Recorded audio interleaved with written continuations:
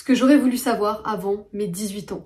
Ce qui m'aurait aidé à traverser l'adolescence beaucoup plus sereinement, à être plus confiante, plus apaisée, à être plus épanouie et à profiter davantage de chaque instant. Faut savoir que j'étais une ado qui se mettait beaucoup la pression. J'étais ultra anxieuse, j'étais toujours stressée, j'avais beaucoup de peur, très peu confiance en moi et j'étais aussi assez timide. Et je pense que j'étais très loin d'être la seule, on a tous ces traits de personnalité qui nous tirent vers le bas, qu'on aimerait changer, qui nous maintiennent dans la peur et qui nous pourrissent la vie. Et je dois dire que j'ai jamais autant évolué personnellement que ces 3 dernières années. Je me suis libérée de ma timidité, je me suis débarrassée du stress, de l'anxiété, de la peur du regard des autres. J'ai littéralement boosté ma confiance en moi. Et surtout, je n'ai jamais été aussi épanouie, malgré le fait que les 3 dernières années ont été littéralement les plus difficiles de ma vie. Ces expériences, elles m'ont appris des leçons de vie tellement précieuses. Et même si j'ai aucun regret, même si je sais que la personne que j'ai été pendant mon enfance, mon adolescence, c'est la personne que j'avais besoin d'être pour devenir qui je suis aujourd'hui, il n'empêche que j'avais quand même envie de faire le point sur ce que j'ai appris ces dernières années et de vous partager les leçons qui pourront aussi changer votre vie. Que vous soyez encore dans vos études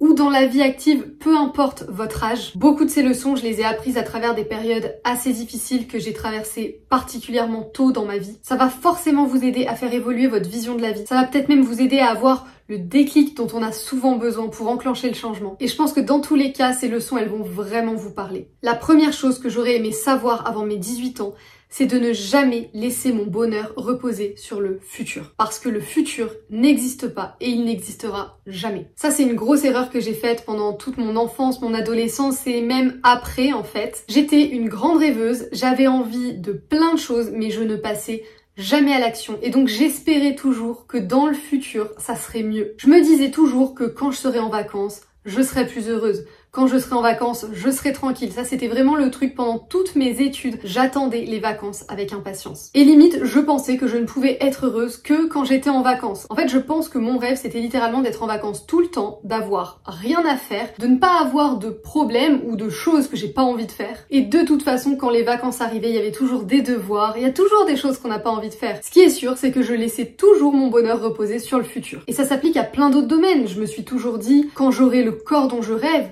je serai plus heureuse. Quand j'aurai tel corps, je me sentirai mieux dans ma peau. Quand j'aurai tel corps, j'aurai confiance en moi. Ou même par rapport à l'argent, quand je gagnerai mon propre argent, je pourrai faire ça et je serai enfin heureuse. Autant vous dire que laisser votre bonheur reposer sur le futur, c'est la meilleure façon de ne jamais être épanoui. Et je pense que 100% des gens font cette erreur un jour ou l'autre, voire peut-être même toute leur vie. Ça, je le vois tous les jours. On est dans une société qui nous pousse à avoir cet état d'esprit de manque. On voit toujours ce qui ne va pas dans notre vie, les problèmes, ce qui nous manque, ce qu'on aimerait avoir, mais jamais on ne se concentre sur ce qui est déjà là, sur ce qu'on a déjà. Faut bien comprendre que le bonheur ne réside pas dans le fait de trouver ce qui nous manque. Le bonheur, il réside dans le fait de voir ce qui est déjà là. Et ça nécessite d'arrêter de courir après toujours plus. Ça nécessite d'arrêter de vouloir toujours plus. C'est bien de vouloir plus, mais seulement quand on est déjà capable de voir ce qui est déjà là et d'être reconnaissante pour notre situation actuelle, pour ce qu'on a, pour qui on est. Et donc, il faut aussi comprendre que tout est déjà là, tout est déjà parfait, tout le temps, à chaque instant. Et ça, pour la plupart des gens, c'est très difficile à accepter, mais c'est vraiment l'état d'esprit qui va vous tirer vers le haut. Et si vous avez l'état d'esprit inverse, c'est probablement qu'il vous tire vers le bas. Tout est déjà parfait, même quand on n'est pas dans la situation idéale, même quand on n'est pas heureux, même quand on a des problèmes, des choses qui vont pas dans notre vie, des choses qui ne nous conviennent pas. Que ce soit notre environnement, notre activité professionnelle, nos relations, il y aura toujours des choses qui nous conviennent pas. Il y aura toujours des choses qu'on veut changer. Si c'est pas le cas, c'est un problème parce que ça veut dire qu'on n'évoluera plus. Mais avant de vouloir changer quoi que ce soit, il faut absolument accepter notre situation actuelle. Il faut accepter que tout est déjà là et que ce qu'on traverse maintenant, dans l'instant présent, ça va nous aider à avancer vers la personne qu'on veut être, vers la vie qu'on veut avoir. Et si j'avais compris ça plus jeune, ça m'aurait évité d'être constamment anxieuse, d'avoir peur de l'échec, d'avoir peur du regard des autres, d'avoir peur de faire des erreurs. Et ça m'aurait permis de vraiment me recentrer sur l'instant présent et de profiter pleinement de chaque moment, de profiter pleinement de tout ce qui se passe dans ma vie et de pas être constamment dans le stress, l'anxiété, l'angoisse. J'aurais aimé savoir que le plus important, c'est de porter notre attention sur ce qui nous apporte de l'énergie et de la joie dans le présent. Et que c'est vraiment ça qui va nous apporter le plus de bonheur. Et là, je parle pas du tout de plaisir instantané parce qu'il faut comprendre qu'aujourd'hui, on vit vraiment dans cette société de la gratification immédiate. Tout est fait pour qu'on ait du plaisir rapide, facile, sans faire d'efforts. Mais le bonheur, c'est pas du tout ça. C'est pas la gratification immédiate. Tout est fait pour qu'on fasse le moins d'efforts possible, pour qu'on puisse se divertir le plus facilement possible. Les réseaux sociaux, les écrans, Netflix et toutes les autres plateformes de streaming. Tous ces outils, c'est génial à partir du moment où on est capable de maîtriser notre consommation. Mais quand on commence à se laisser emporter dans ce cercle vicieux des plaisirs instantanés et de la gratification immédiate, on s'éloigne complètement de la santé et on s'éloigne complètement du bonheur. C'est pour ça que c'est ultra important de se recentrer sur ce qui nous apporte de la joie et de l'énergie au quotidien, sur des choses simples. Que ce soit des relations qui nous tirent vers le haut, que ce soit une activité qu'on kiffe comme un sport, sortir marcher dans la nature, une activité créative, de la lecture, que ce soit écouter de la musique, chanter, danser, une activité qui nous nourrit de l'intérieur. Toutes ces activités qu'on fait en étant en pleine conscience, en étant vraiment connecté au moment présent, loin de tous les plaisirs instantanés ultra addictifs et vraiment mauvais pour la santé. Parce que s'il y a bien une chose que j'avais pas compris quand j'étais plus jeune, c'était à quel point les petites choses, les choses simples, les petits moments du quotidien sont importants. Et de toute façon, je pense que c'est quelque chose qui est difficile à comprendre quand on est plus jeune, mais je pense clairement que la société actuelle nous éloigne du vrai bonheur. Et tous ces plaisirs instantanés nous maintiennent dans un cercle vicieux où on n'est plus du tout maître de nous-mêmes. Quand on est à scroller sur les réseaux, qu'on pense que ça fait 10 minutes qu'on scrolle sur TikTok et puis qu'au final, il s'est écoulé 1 heure, 2 heures, on n'est pas maître de soi. Et c'est clairement pas ça le bonheur, c'est juste la gratification immédiate. Et c'est exactement pareil quand on passe toutes ces soirées devant Netflix, qu'on n'arrive pas à arrêter pour aller se coucher tôt, ou quand on consomme de la malbouffe, qu'on va très souvent dans les fast-foods, qu'on est addict au sucre, qu'on grignote le soir devant la télé, tout ça c'est la même chose. Je pense qu'il est vraiment impératif d'arriver à se détacher de toutes ces addictions qui sont comme des drogues finalement, et qui nous éloignent de la maîtrise de nous-mêmes. Une autre chose que j'aurais aimé savoir avant mes 18 ans, c'est qu'on a besoin de rêver grand. Je vous disais, j'étais une enfant qui vivait beaucoup dans la peur, qui avait très peu confiance en elle, qui était timide, et même si je rêvais beaucoup, j'avais l'impression que c'était impossible pour moi. Ça restait des rêves, des choses qui étaient dans ma tête, et jamais j'allais passer à l'action parce que de toute façon je ne pensais pas que c'était possible pour moi. Sauf que mes rêves, c'était pas des choses incroyables, c'était pas des choses impossibles. Mes rêves, c'était vraiment des choses hyper simples. C'était de voyager, c'était de construire une maison, bref, pas des choses que je pouvais faire dans l'immédiat, mais des choses qui étaient totalement accessibles. Et j'aimerais vraiment dire à la moi, enfant, que tout est possible.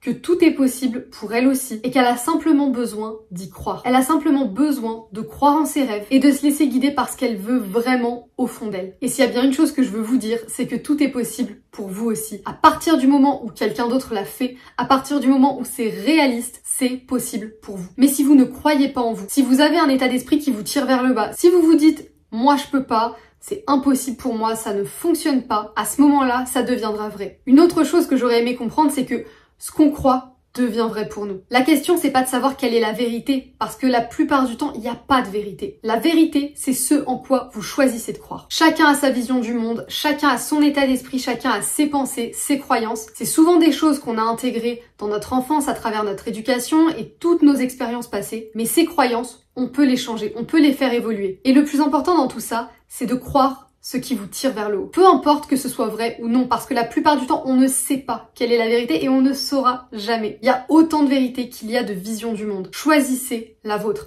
Choisissez de croire ce qui va vous tirer vers le haut. Choisissez de croire ce qui va vous pousser à vous dépasser, ce qui va vous pousser à faire face à vos peurs, à aller au-delà des obstacles, des challenges. Choisissez les croyances qui vont vous aider à atteindre vos rêves. Choisissez les croyances qui vont vous aider à devenir la personne que vous voulez être et à manifester votre vie idéale. Parce que c'est ça qui compte le plus au final et c'est ça qui vous aidera à vous épanouir. Ce que j'ai appris à travers le deuil et que j'aurais aimé savoir avant mes 18 ans, c'est qu'il faut absolument accepter ce qu'on peut pas changer et se concentrer sur ce qu'on peut changer. La plupart du temps, on a tendance à se plaindre pour un tas de choses sur lesquelles on n'a absolument aucun impact. Un tas de choses qui sont extérieures à nous-mêmes. On va râler quand les autres n'agissent pas comme on aurait aimé qu'ils agissent. On va se plaindre quand il y a un imprévu, on va essayer de tout contrôler dans notre vie. On va être au fond du trou quand on a un souci de santé. On va être super mal quand on a une relation qui se termine. Mais porter notre attention sur des choses qu'on ne peut pas contrôler, sur des choses qu'on ne peut pas changer, ça n'a absolument aucun sens. Et ça nous maintient encore une fois dans cet état d'esprit qui nous tire vers le bas. Ça ne fait que entretenir des pensées et des émotions désagréables. Et ça ne nous aide absolument pas à avancer. Ce que j'aurais aimé comprendre bien avant, c'est que le plus important, c'est de se concentrer sur ce qu'on peut contrôler, de mettre notre énergie là où on peut vraiment changer les choses. Et dans n'importe quelle situation, il y a toujours des choses que vous pouvez changer. Et je vais vous dire lesquelles. Les choses que vous pouvez changer, c'est vos pensées, c'est votre état d'esprit, c'est vos croyances, vos actions, votre manière de réagir. Ce que vous pouvez changer, c'est toutes les choses qui ne concernent que vous. Quand on fait face à une situation qui ne nous convient pas, voire à une situation difficile, on peut toujours changer notre perception de la situation. On peut toujours changer nos pensées, notre discours intérieur, ce qu'on se raconte à nous-mêmes. On peut toujours changer notre attitude, notre comportement, et derrière on peut aussi changer certaines de nos actions. L'acceptation, c'est littéralement une des plus grandes leçons pour faire preuve de résilience et pour ressortir plus forte d'une situation difficile. J'aurais aussi aimé comprendre que les obstacles, c'est des opportunités de grandir, d'apprendre,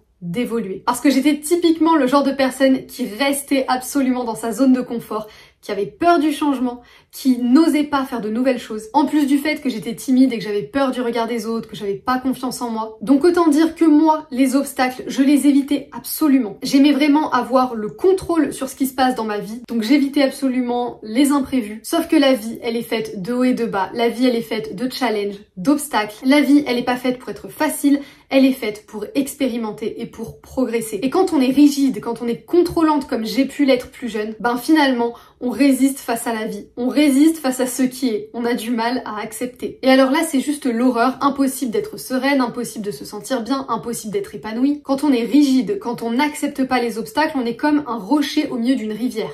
La rivière, c'est la vie. Le rocher, c'est toi. Et toi, tu résistes. Sauf que nous, ce qu'on veut, c'est être flexible, c'est être souple. Et c'est pouvoir s'adapter au flot de la vie pour que tout soit fluide, pour que ça glisse, pour que ça coule et qu'on soit sereine, apaisée, épanouie. Changer d'état d'esprit vis-à-vis des obstacles, c'est hyper important. Que ce soit les challenges plutôt positifs ou que ce soit vraiment les périodes difficiles, les vrais problèmes, les soucis de santé, les maladies, la perte d'un proche, le deuil. Peu importe les obstacles, il faut vraiment comprendre qu'aussi difficile que ça soit, c'est l'opportunité d'apprendre sur soi, sur la vie, de grandir intérieurement et d'évoluer vers une version de nous qui est plus sereine, qui est plus épanouie. Parce que de toute façon, on fera toujours face à des périodes difficiles. Et on a besoin d'avoir les clés en nous pour traverser ces périodes le plus sereinement possible. Quand on a cette force, quand on a cet état d'esprit qui nous tire vers le haut, quand on voit les obstacles comme des opportunités, on est capable de ressortir plus forte des périodes les plus difficiles. Et ça, je peux vraiment vous dire que je parle en connaissance de cause parce que j'ai vu à quel point cet état d'esprit-là, il est puissant. Une autre chose que j'aurais aimé savoir avant mes 18 ans, c'est que plus tu fais d'erreurs, plus tu as de chances de réussir. Je vous ai dit que j'étais très rigide, que j'étais vraiment dans le contrôle. Il se trouve que j'étais aussi perfectionniste. Je dis j'étais, mais d'une certaine manière, je suis toujours ces choses-là. J'ai progressé, je le suis beaucoup moins, mais c'est des choses avec lesquelles j'ai encore du mal parfois. Mon perfectionnisme, il me tire encore vers le bas dans certaines situations.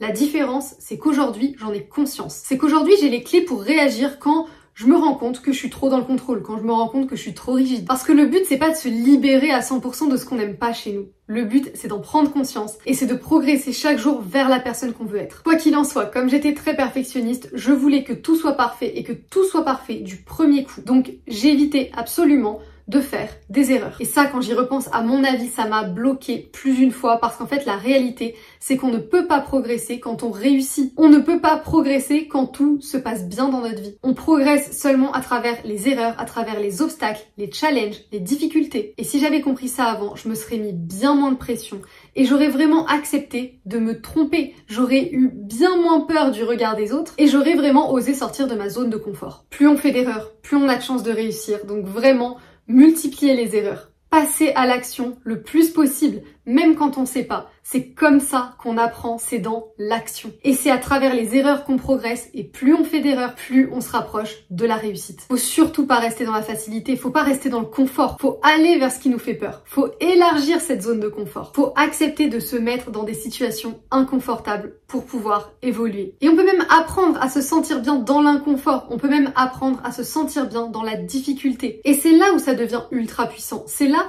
où on se renforce vraiment intérieurement, où on renforce notre mental. Il y a un principe du stoïcisme que j'adore, c'est que l'obstacle, c'est le chemin. Et si j'avais compris ça avant, je peux vous dire que j'aurais progressé bien plus vite. Je vous ai déjà partagé pas mal de leçons, de choses que j'aurais aimé savoir avant 18 ans, qui m'auraient vraiment aidé à traverser mon enfance et mon adolescence de manière beaucoup plus sereine et qui m'auraient vraiment permis de m'épanouir plus tôt dans ma vie parce que je considère qu'aujourd'hui je suis vraiment épanouie, malgré le fait que j'ai grandi dans un des meilleurs environnements où j'avais tout ce dont un enfant a besoin pour bien se développer. L'amour, le confort, la sécurité. J'avais pas à me plaindre, je savais que j'avais énormément de chance. Pendant très longtemps, j'ai jamais eu de vrais problèmes, de vraies difficultés. Et pourtant, ça m'a pas empêché d'avoir cet état d'esprit qui me tirait énormément vers le bas, de me mettre toute cette pression, tout ce stress, et de vivre dans une énergie de peur qui m'empêchait clairement de m'épanouir. Comme quoi, au final, le plus important, c'est vraiment votre état d'esprit, votre mental, votre force intérieure. C'est ça qui fera toute la différence dans votre vie, dans votre réussite, dans l'atteinte de vos objectifs. D'ailleurs, dites-moi en commentaire ce que vous auriez aimé savoir étant plus jeune. Si vous pouviez partager une leçon à vous, enfant, laquelle ça serait? Si la vidéo vous a plu, n'oubliez pas de la liker et de vous abonner. On se retrouve très vite sur YouTube et tous les jours sur Instagram.